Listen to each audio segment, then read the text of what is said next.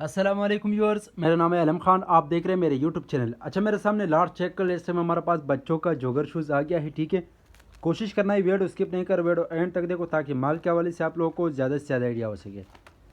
तो एक एक पीस में आप लोगों को चेक करवाता हूँ, ठीक है, एंड तक।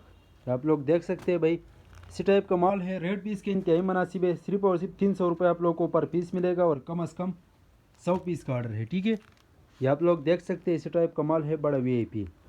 तो जिसको भी चाहिए भाई, इससे जो है ना फ़ायदा उठाओ। ये भाई ये उसका ऑर्डर है 200 पीस। मैंने बोला खैर इसका छोटा सा वीडियो बना दूंगा।